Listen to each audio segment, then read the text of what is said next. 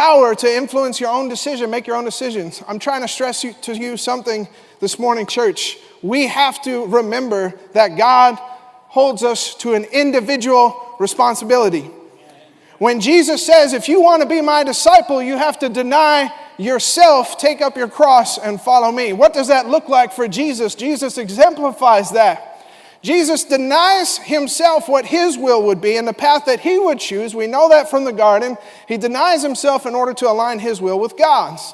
And when he takes up the cross, that cross that Jesus takes up is a cross that he takes up because he knows he has an individual responsibility. Jesus can't look at God and say, I'm not going to take up this cross. I will just give the people what they want. I will just do what the people want me to do.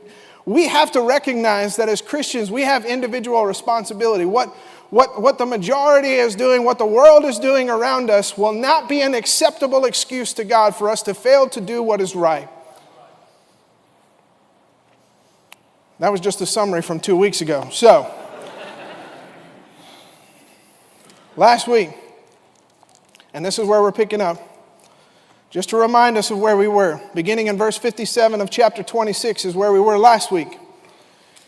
And we talked about the scenario that's created. There's a group of people, and they want to take an innocent man, and they want to kill this innocent man.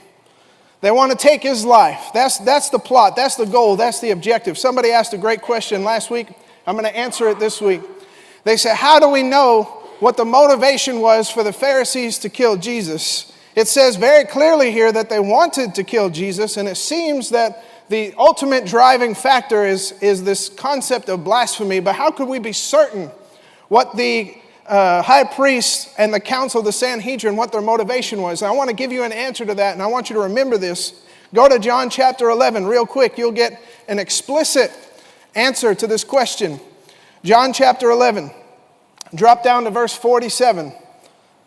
The Bible says, so the chief priests and the Pharisees gathered the council together, and they said, what are we to do?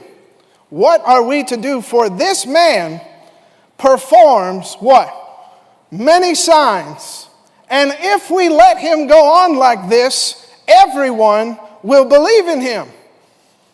And the Romans will come and take away both our place and our nation.